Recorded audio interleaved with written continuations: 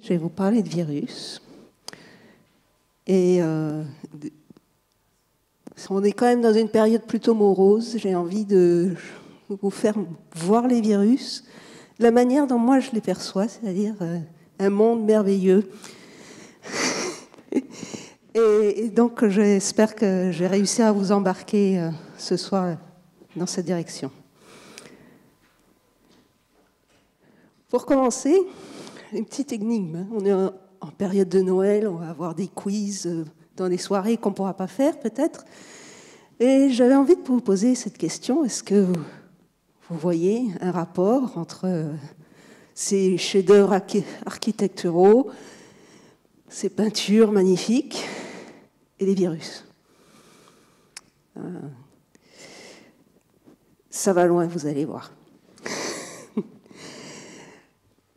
Ça commence par un phénomène qu'on peut voir de l'espace. Donc vous voyez, vous reconnaissez la Bretagne et puis vous voyez l'océan Atlantique. Ce que vous voyez peut-être pas très bien, c'est qu'il y a une masse bleu clair au milieu de l'océan. Qu'est-ce que c'est? Est-ce que vous savez ce que c'est? C'est en fait une efflorescence de milliards de microalgues microscopiques qu'on appelle Emiliana huxleyi. C'est un coccolithophore, excusez-moi. Donc ces microalgues, en fait, elles sont associées à un virus qu'on appelle le coccolithovirus. Et quand il y a ces grandes effervescences au milieu de l'océan, qu'on peut voir de l'espace, on peut imaginer une quantité d'individus de ces microalgues extraordinaires, le virus, il se propage de cellule en cellule, d'algue en algue, et il produit beaucoup de mortalité de ces microalgues qui sont calcifiées, qui ont une enveloppe un peu osseuse, si vous voulez. Et qu'est-ce qui se passe? Tous ces corps de microalgues tombent au fond de l'océan. Que se passe-t-il derrière? Si on répète ça pendant des milliers d'années, on arrive à des formations des dépôts de sédiments pendant des milliers d'années, et ça nous a donné des magnifiques falaises de la Manche, comme ici les falaises d'Étretat. Donc je vous ai emmené très loin, il y a très très longtemps, pour vous démontrer que grâce au virus, nous pouvons avoir des œuvres d'art absolument extraordinaires. Ça a inspiré de grands peintres. Ça nous a permis de construire de magnifiques cathédrales. Alors ici, on a du tuffeau. Ce n'est pas de la craie. Le tuffeau, ce n'est pas fait avec des coccolithophores, c'est fait plutôt avec des foraminifères. Et donc, je n'ai pas pu vous expliquer cette même histoire de nos châteaux de Chenonceau, nos châteaux de l'Indre-et-Loire avec des virus, parce qu'en fait, on ne connaît pas encore, je dirais, de virus qui infectent les foraminifères. Donc voilà, je vous ai emmené quelque part ailleurs. Revenons quand même à nos moutons, on est quand même aujourd'hui... Donc je vous ai montré qu'il y a des virus, de nombreux virus, et qu'en fait, chaque espèce hôte va avoir des virus différents. Donc revenons, cette biodiversité virale, elle est extraordinaire. Qu'est-ce que c'est qu'un virus? C'est un génome, donc de l'ADN ou de l'ARN. Vous en avez entendu parler beaucoup de l'ARN cette année, donc vous savez ce que c'est, qui est dans une petite capside, ce qu'on appelle une petite boîte. Et des fois, il y a une petite enveloppe, comme dans les cellules. Nous, les virus, en fait, ils sont extraordinaires parce que, contrairement à nous, ça c'est notre cellule humaine basique avec son noyau qui a de l'ADN, toutes les cellules sont faites plus ou moins pareilles, avec de l'ADN. Les virus, en fait, les virus à ADN, c'est juste un seul sous-groupe de virus. On peut faire des virus avec n'importe quel genre d'ADN ou d'ARN, double brin, simple brin. Tous les dogmes qu'on a dans les cellules, tombe quand on parle de virus, en fait. Et si on regarde juste ce qui se passe chez l'homme, il y a plus de 200 espèces virales qui ont été identifiées comme infectant l'homme. Claudio nous a parlé de quelques-uns qui sont transmis par les virus. Vous en connaissez sans doute plein d'autres. Hein. Le coronavirus, allez, il est là. Là, il y a le sida. Il y a la rougeole. Là, il y a la rage. Là, il y a la variole. Ce grand serpent de mer, là, c'est Ebola. Voyez qu'on a des tout petits trucs, des hépatites, ils sont minuscules. C'est un monde de formes et de génomes extrêmement variés. Et là, on ne parle que des virus humains. Les virus, je vous ai montré qu'ils pouvaient infecter des petites microalgues. Nous, on est là avec l'éléphant. En fait, on trouve des virus dans tous les organismes cellulaires. Il n'y a aucune branche de l'arbre du vivant qui peut s'échapper des virus au sens large. Cependant, on connaît plus de 9000 espèces virales. Mais en fait, ça représente moins d'1% de la biodiversité totale des virus qu'on estime exister dans la Terre. En comparaison, il n'y a que 6500 espèces de mammifères. Donc déjà, on connaît plus de virus que de mammifères, mais en fait, on ne connaît rien. C'est ça que je voulais vous dire. Donc il y a encore beaucoup de travaux à faire pour découvrir encore plus de virus qui infectent toutes sortes d'organismes, des microalgues, des bactéries, des insectes, évidemment. Donc revenons à nos moutons. Venons-en aux baculovirus, qui sont vraiment les virus qui ont motivé mes travaux de recherche depuis la thèse. Et donc, ce sont des virus qui se présentent sous cette forme, une espèce de petit carré de sucre. Et est-ce que vous m'entendez? C'est bon. Donc, les insectes. Les baculovirus sont connus depuis extrêmement longtemps. Ils sont connus depuis l'Antiquité et depuis le début de la culture des vers à soie. En fait, les Chinois ont élevé les vers à soie depuis l'Antiquité et ils se sont aperçus que des fois, leurs élevages avaient des mortalités. Et donc, la soie, je vous rappelle, ce magnifique tissu, ça vient des cocons de chenilles du ver à soie. Donc, d'un papillon qui fait des chenilles qu'on appelle le ver à soie. Ces vers à soie ont justifié les travaux de Pasteur, parce que l'industrie de la soie, à l'époque de Pasteur, c'était important en France. Et donc, mieux comprendre les maladies qui pouvaient affecter les élevages était importante à ce moment-là. Et donc, Pasteur a étudié plusieurs maladies du ver à soie, y compris celles causées par un baculovirus. Cette maladie du ver à soie est toujours un problème. J'ai trouvé une publication récente qui date de 2020 caractérisant le baculovirus du ver à soie qu'on trouve en Thaïlande en ce moment. Donc, qu'est-ce qui se passe? Donc, ici, on a des chenilles saines. Et puis, quand elles sont infectées par un baculovirus, on commence à avoir une espèce d'excrétion jaunâtre qui sortent des chenilles. Et puis, assez rapidement, on a tout l'élevage qui meurt. Et donc, évidemment, vous pouvez comprendre que c'est un problème, parce que si ça meurt au stade de chenille, on n'a pas de cocon. Si on n'a pas de cocon, on n'a pas de soie. Donc, vous m'aviez dit, je vous avais parlé de virus gentils. Oui, alors là, c'est pas très sympa. J'en conviens. Donc là, je vous explique que c'est les baculovirus. En fait, ils sont connus depuis très longtemps. Mais en fait, ils sont connus parce qu'on a utilisé des insectes pour des élevages. Si on regarde dans la nature, qu'est-ce qui se passe?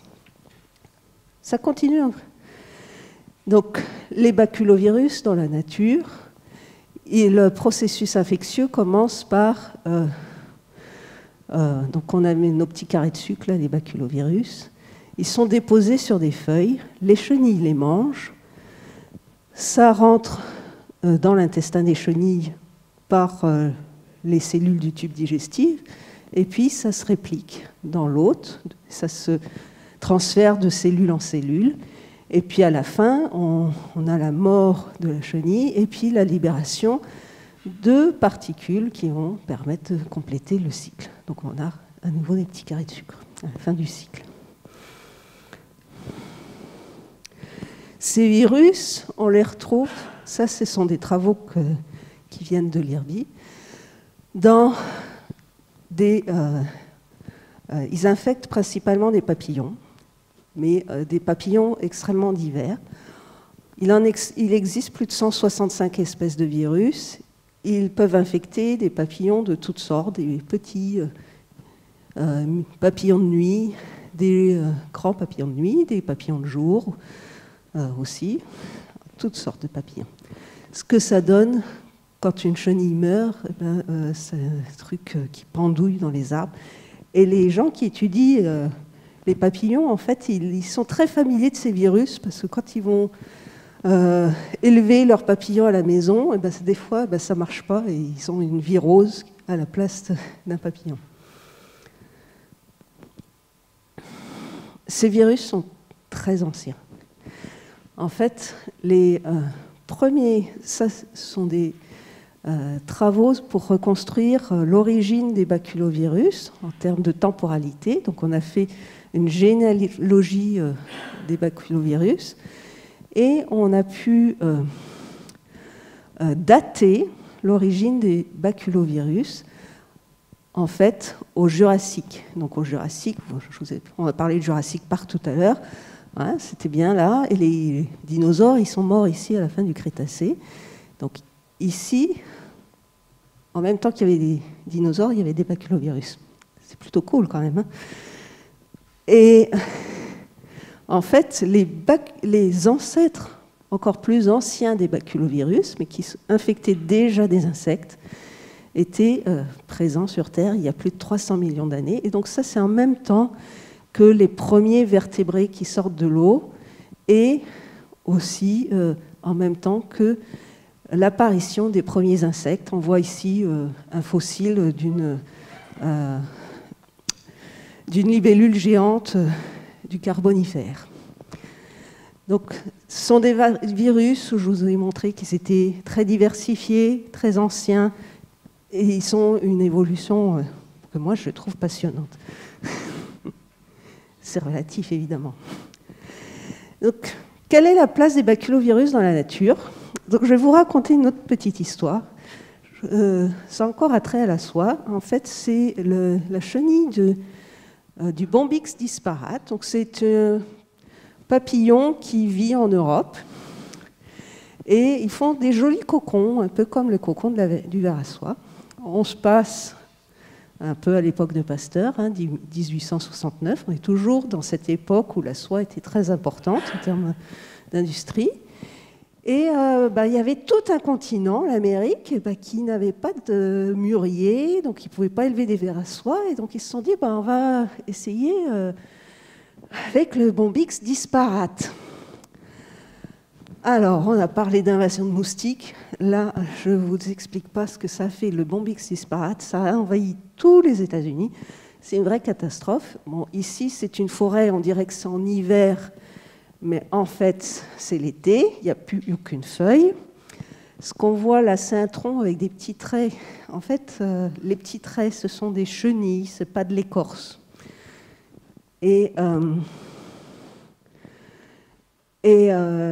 Mais, en fait, les chenilles ne sont pas venues toutes seules, elles sont venues en Amérique avec un baculovirus. Et en fait, quand on regarde de plus près, au bout de quelques semaines, on peut voir que les chenilles sont en position un peu en V comme ça. en fait, elles sont mortes de baculovirus. Il y a le baculovirus qui a pris le dessus sur les populations. Alors, nos collègues américains ont développé le baculovirus, ce baculovirus en particulier, le DMNPV, pour contrôler de manière tout à fait naturelle et biologique ces pullulations de chenilles. Et donc, je ne sais pas si ça se voit. Ici, sur cette photo, vous avez une forêt. Il y a une partie marron et il y a une partie verte.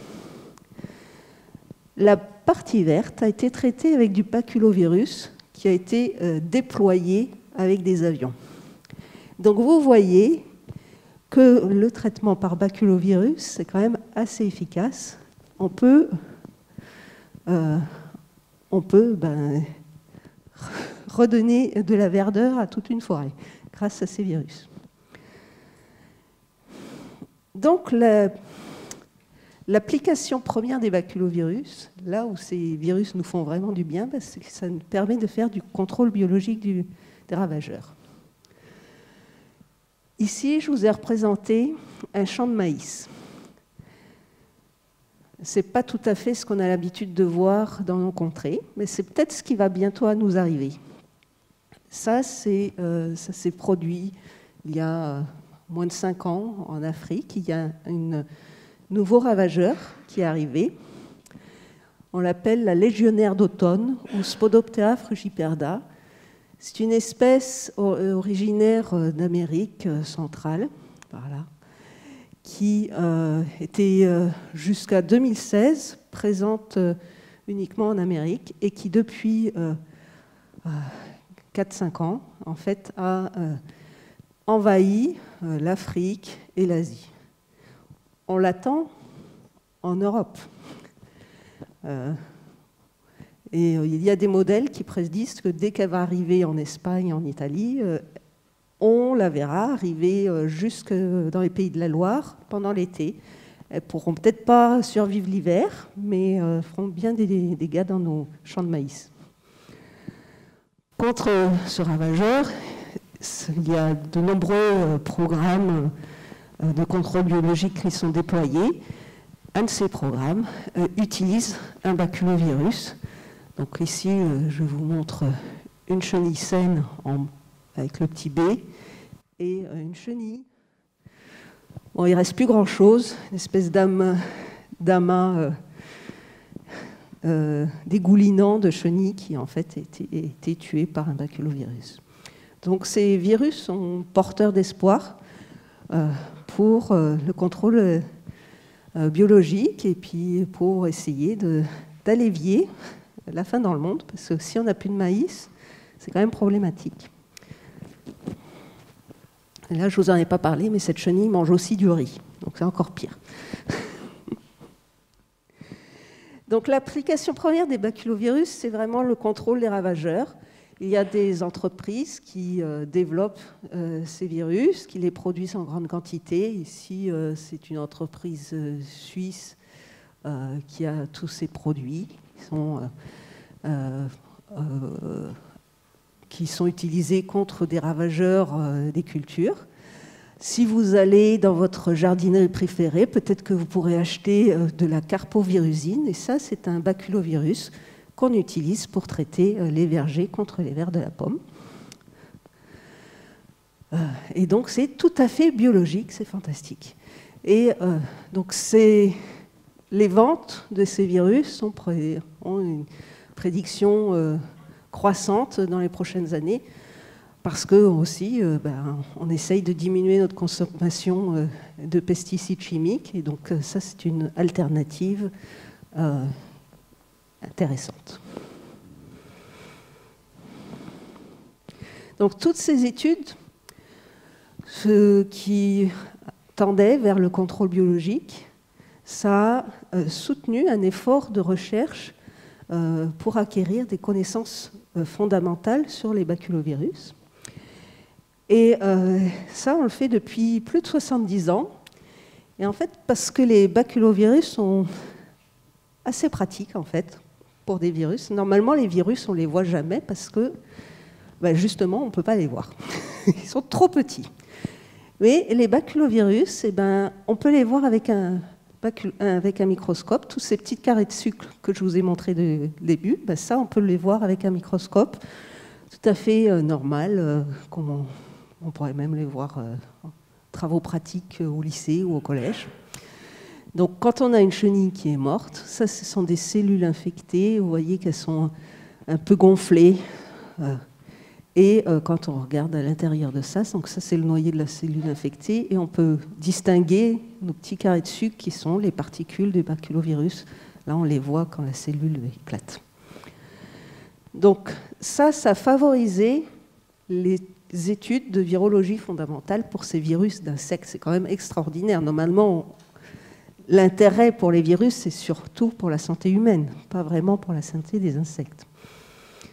Et donc, ça a permis que dès les premiers, que les baculovirus soient étudiés dès le début de la virologie, en fait. On les a étudiés en même temps que en 1956, c'était les premières études de microscopie électronique. Et ben, on pouvait étudier les baculovirus déjà à ce moment-là. Et puis, ça aussi, les baculovirus ont été étudiés parce que à ce moment-là, c'était aussi le début des cultures de cellules. Et les cellules d'insectes ont fait partie des premières cellules cultivées pour la recherche. Et il s'est trouvé que ça a permis de mieux étudier les baculovirus.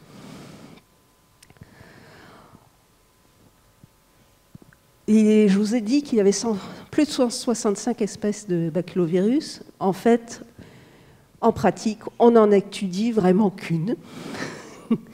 C'est le modèle ACMNPV. C'est un virus qu'on a isolé à partir d'une chenille trouvée dans un champ de choux en 1971. Et il est pratique parce qu'il se réplique bien en culture cellulaire. Et puis, donc je vais vous en parler en suivant. Ça a été à l'origine de vecteurs d'expression des gènes. Son génome, pardon, c'est un ADN circulaire. Nous, pour référence, on a un ADN linéaire. Nos chromosomes, ils ne sont pas circulaires, ils sont linéaires. Et ça fait 133 000 nucléotides. C'est beaucoup plus petit que nous, évidemment. Et ça code pour 150 gènes. En comparaison, le virus de Covid, c'est que 300... Oh, il me manque un zéro. C'est 3000 nucléotides et c'est 11 gènes. Donc c'est beaucoup plus petit. Là, on a affaire à ce que j'appellerais un gros virus. La particularité du cycle des baculovirus, c'est qu'à partir de ce génome qui ne contient que 150 gènes, il y a deux formes qui se distinguent au cours du cycle infectieux. Il y a ce qu'on appelle le virus bourgeonnant, qui permet au virus de se transmettre de cellule en cellule à l'intérieur de l'autre. Et il y a le virus issus des corps d'occlusion, les corps d'occlusion étant ces petits carrés de sucre que je vous ai présentés depuis le début, qui contiennent de nombreux virus à l'intérieur. Et ces virus, ces corps d'occlusion permettent la transmission de l'infection entre différents hôtes, de chenille à chenille. Ces deux formes, donc la première permet l'infection en début de cycle, et puis la deuxième, la transmission de cellule à cellule. En phase finale, on retrouve nos carrés de sucre ici. Et donc on a deux formes et deux fonctions pour ces virus.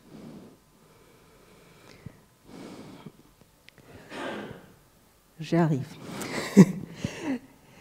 Je vais maintenant vous parler d'un gène particulier qu'on appelle la polyédrine. C'est le gène qui permet de former cette protéine qui forme les carrés de sucre qui permettent la transmission de chenille à chenille. Et donc, quand même, pour un virus, je vous l'ai dit qu'on peut le voir au microscope. Donc ça veut dire qu'il y a une quantité de protéines qui est produite qui est énorme. Et cette protéine, elle est absolument essentielle pour faire ces corps d'occlusion, mais elle n'est pas essentielle, en fait, pour faire la transmission de cellule à cellule. Et donc, je vous ai dit, on a des cultures cellulaires. Quand on les étudie, c'est surtout en culture cellulaire. En fait, ben, les collègues les biologistes moléculaires se sont dit, on n'en a pas vraiment besoin de cette polyhédrine. On pourrait peut-être faire quelque chose avec nos virus. Et c'est là qu'est l'idée de fabriquer un système baculovirus pour l'expression des gènes. Alors, comment ça marche? On va faire des OGM. Attention. Donc, normalement, on a ici notre génome de baculovirus avec son gène de la polyhédrine. Il y a plein d'autres gènes autour, mais je ne vous les ai pas représentés. Et quand on a ce génome-là, à la fin d'un cycle infectieux, on a nos carrés de sucre, nos corps d'occlusion. Et donc l'idée, ça a été de détourner le génome afin de produire des protéines recombinantes. Et comment on fait? Donc on élimine le gène viral de la polyhédrine, dont on n'a pas besoin quand on veut travailler en cellule, et on conserve quand même une forte production due au baculovirus, et ça nous permet du coup d'étudier ces différents gènes, de les produire en grande quantité pour les étudier.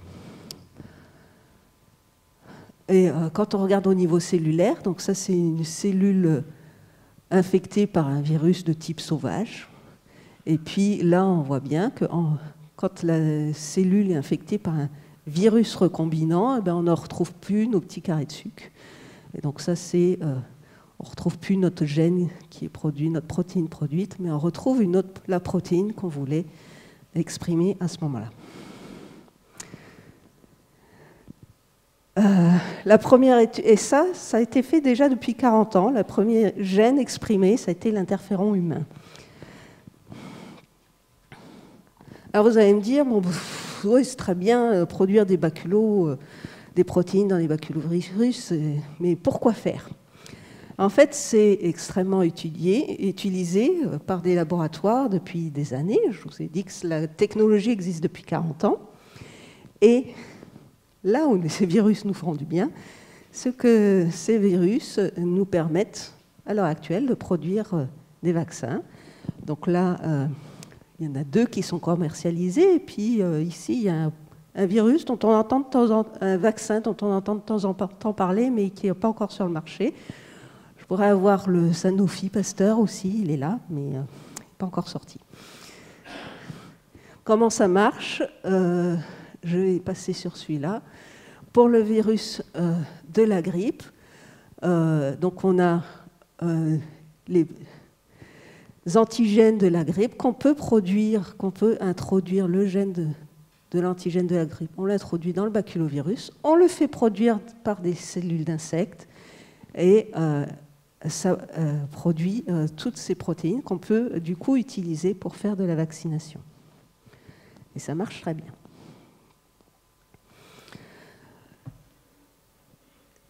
Est-ce que les baculovirus ont été utilisés du coup contre le Covid?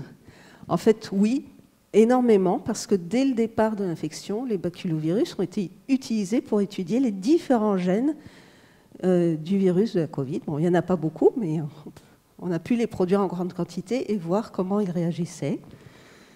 Et puis, bon, je vous en ai touché 2 mots, il y a actuellement plusieurs vaccins produits sur la base de la technologie des baculovirus qui sont en cours d'homologation. Les entreprises concernées sont Sanofi, Novavax, GSK. Pour finir, et je vais aller très très vite, je promets. Les baculovirus, j'en parle parce qu'on sort du week-end Téléthon. Les baculovirus sont aussi utilisés pour faire de la thérapie génique. C'est une équipe du Généton qui fait ça. En fait, on s'est aperçu que les virus bourgeonnants du baculovirus peuvent rentrer dans les cellules humaines. Cependant, comme ce sont des virus d'insectes, ils ne se reproduisent pas dans ces cellules. Et donc, on peut les utiliser comme vecteurs d'ADN, de gènes, à destination des cellules humaines. Il y a un exemple qui a été développé sur une maladie des yeux. C'est une maladie rare qui cause la malvoyance. Et donc ici, on a notre gène thérapeutique qui est produit par le baculovirus. Et quand on l'injecte dans la rétine, ça rétablit la fonction. Donc ici, on a regardé la ligne verte. Ça, c'est une rétine normale d'une personne saine. Ça, c'est la personne malade. Et ça, c'est après thérapie génique produite par le baculovirus. On a rétablissement de cette ligne verte chez le patient. C'est encore expérimental, mais c'est quand même très enthousiasmant de se dire qu'on peut arriver à ce genre de thérapie grâce au baculovirus. En perspective, bon, je vous ai parlé de thérapie génique. Il y a des idées de produire des baculovirus qui pourraient permettre le traitement de certains cancers, d'autres techniques de vaccination avec des vaccins à ADN. Donc on entend beaucoup parler de vaccins à ARN, ce serait encore une innovation de faire des vaccins à ADN. Je ne sais pas si c'est plus efficace ou pas. Mais en fait, voilà, j'espère que par cette petite présentation, je vous aurai convaincu que certains virus nous veulent du bien. Et donc j'attends vos questions. Merci beaucoup.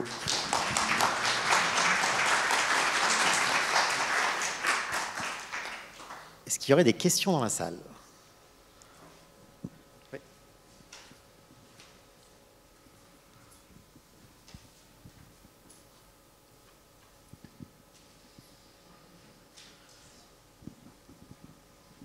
Bonsoir. Vous avez parlé dans le cadre du baculovirus de lâcher des grandes quantités dans les forêts, par exemple, ou quoi, mais vous n'avez pas parlé d'un aspect, du coup là je parle en tant que néophyte, mais de mutation des virus. Est-ce que ça n'a pas un risque, un danger que du coup lâcher comme ça en grande quantité dans la nature, ils mutent Donc en fait, ces virus, la plupart sont extrêmement spécifiques. Il y a quand même des études pour contrôler que ça ne va pas attaquer des espèces non cibles. Donc là, même d'autres espèces de papillons ne sont normalement pas ciblées par le baculovirus choisi. C'est vraiment l'insecte qui est en grande pullulation qui va être affecté par le virus. Donc ça, c'est un des avantages de ce virus-là. Donc déjà, ça n'attaque ni les abeilles, ni les coccinelles, rien d'autre, juste les papillons, et encore vraiment d'une manière très spécifique. Donc voilà, et si ça mute, donc sur le pommier par exemple, il y a eu des populations de papillons qui sont devenues résistantes aux bioinsecticides à baculovirus. Et du coup, en utilisant d'autres souches de baculovirus, on a pu lever cette résistance de l'insecte. Donc, en fait, il y a une course aux armements entre les virus et les insectes. Et donc, bon, naturellement, ça se produit dans la nature. Quand on veut contrôler ce qui se passe, il faut suivre derrière l'évolution aussi bien des insectes que des virus. Est-ce qu'il y a d'autres questions ?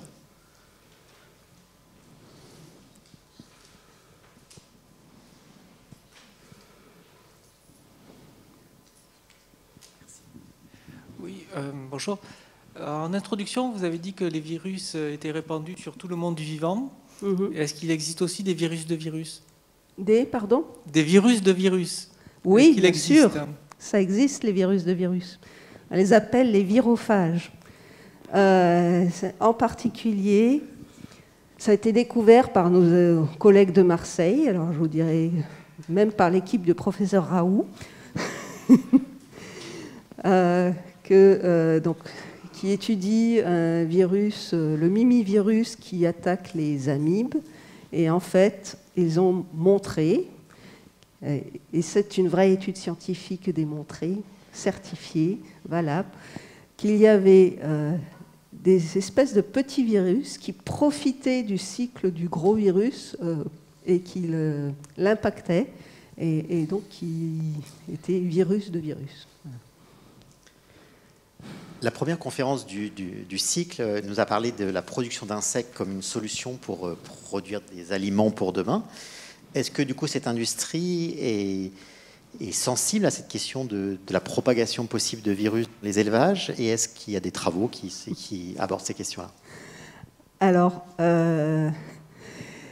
donc je vous ai parlé des virus du ver à soie. Donc les élevages d'insectes pour la production alimentaire sont aussi des élevages, et ils ne sont pas affectés par les bactérovirus, mais ils vont être affectés par d'autres virus qui vont pouvoir trouver des conditions favorables à leur propagation dans cette concentration d'animaux, tous serrés les uns contre les autres. Et donc oui, j'ai un programme de recherche actuellement qui regarde la diversité des virus présents dans ces insectes d'élevage. Est-ce qu'il y a d'autres questions? Autre question. Un collègue très bavard. Moi, je voulais vous poser une question. Vous avez dit tout à l'heure qu'il n'y a que 1% des virus qui sont connus sur la totalité. Et du coup, comment vous, en tant que virologue, vous procédez pour en trouver un, faire des recherches dessus, vous trouvez un cadavre ou un truc malade Alors, il y a plusieurs manières de faire.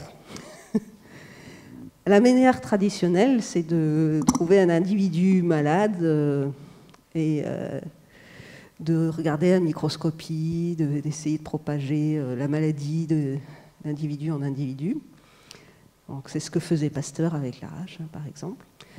Bon, ça, on peut le faire virus par virus. Et en fait, maintenant, on a des méthodes à haut débit qui utilisent les outils de la génomique pour découvrir des séquences virales dans les génomes. Alors l'intérêt, c'est qu'on fait beaucoup de découvertes de nouveaux virus à l'heure actuelle. La problématique, c'est qu'on a un peu du mal à savoir quels sont les hôtes associés à ces virus. Donc une des techniques qu'on peut utiliser, c'est de prendre un hôte, par exemple une mouche particulière, et puis de la séquencer en entier.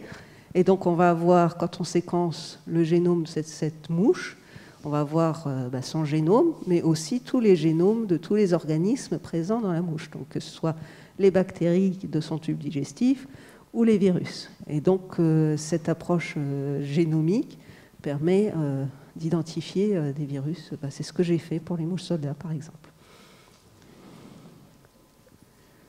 Une question. Alors, du coup, tu nous as exposé les virus comme une arme potentielle pour lutter contre des insectes ravageurs, par exemple. Mais est-ce que des insectes ont fait l'inverse? C'est-à-dire qu'ils ont utilisé les virus comme des armes, en fait? Je vois où tu veux en venir. Bien sûr.